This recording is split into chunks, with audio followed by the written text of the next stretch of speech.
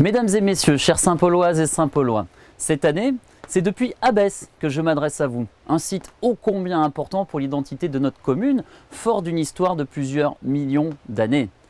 Un site qui va enfin redevenir d'ici quelques jours la propriété de la ville de Saint-Paul et retrouver progressivement toute sa magie. Je remercie particulièrement le président du conseil départemental des Landes, M. Xavier Fortinon, et ses équipes pour leur écoute et leur soutien dans cette belle réalisation que plus personne n'osait espérer. 2022 aura été une année riche pour notre patrimoine, avec les découvertes archéologiques exceptionnelles à l'Estrie, le dégagement du Haut-Fourneau d'Ardy ou encore les remarquables avancées de la mission patrimoine portée par la municipalité. Nous tournons ici la page d'une année 2022 très particulière, dont personne n'aurait pu imaginer il y a un an qu'elle aurait été autant source de bouleversements, à l'image du retour tragique de la guerre sur le continent européen et de son cortège d'horreur, mais aussi du virus du Covid avec lequel nous avons dû apprendre à vivre. Une année où le réchauffement climatique a frappé de plein fouet notre territoire, marqué par des épisodes caniculaires et de nombreux incendies. Je remercie l'ensemble des forces de sécurité et de secours qui ont œuvré pendant cette période.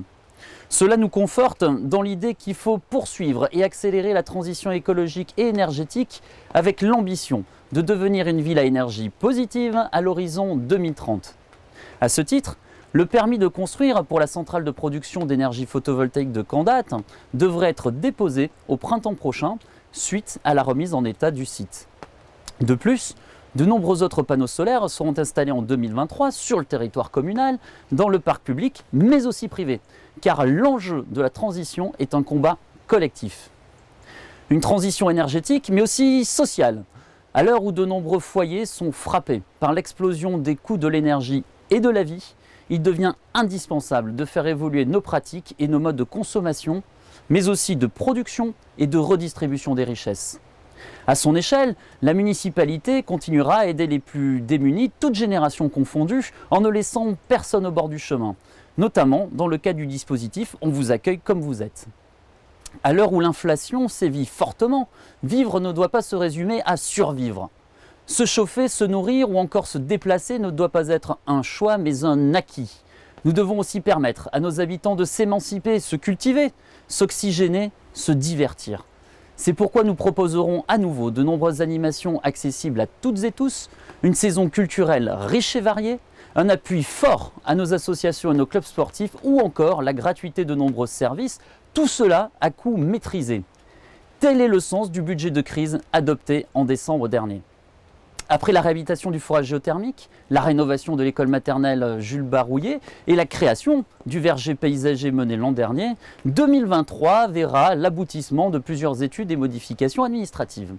Le projet urbain commencera à prendre corps avec le démarrage des travaux à l'écoquartier, de la résidence autonomie, de la maison de santé, du quartier d'Usté ou encore des premiers éléments en centre-ville. Tous ces projets, portés avec les acteurs privés, s'inscrivent dans la droite ligne de la vision urbaine et écologique adoptée en début de mandature. Le grand plan de rénovation de la distribution de l'eau et de l'assainissement va se poursuivre, tout comme la rénovation des voiries et des trottoirs ou la mise en œuvre du schéma cycle.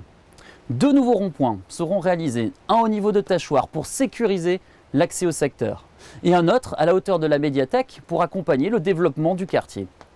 Nous continuerons aussi la rénovation des bâtiments communaux avec une attention particulière portée au centre de loisirs, à la maison des associations ou encore à la salle Jacques Prévert. Par ailleurs, le déploiement du projet de mairie numérique va se poursuivre dans un souci de modernisation de l'action municipale, de proximité avec nos habitants et de facilitation de leur démarche au quotidien. Dans cette période, également difficile pour nos entreprises, nous continuerons à les accompagner et à soutenir le développement de nouveaux projets sur le territoire communal, notamment dans le champ de l'économie sociale et solidaire. L'année 2023 sera aussi marquée par les 40 ans de notre station thermale au rythme d'animation qui s'égrèneront tout au long de l'année.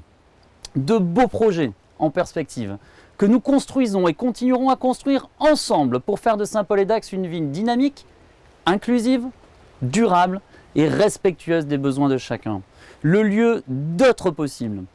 Un développement qui ne peut se faire qu'en harmonie avec l'ensemble de notre territoire. C'est pourquoi il est fondamental que l'agglomération puisse jouer pleinement son rôle, loin des intérêts partisans et au service des 20 communes qui la composent, dans une logique de coopération et non de confrontation.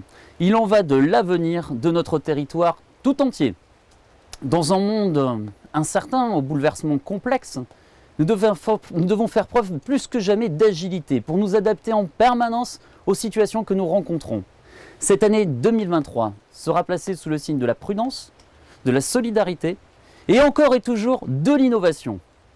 Au nom de l'ensemble des services de la ville et des élus du conseil municipal, je vous souhaite une belle et heureuse année 2023.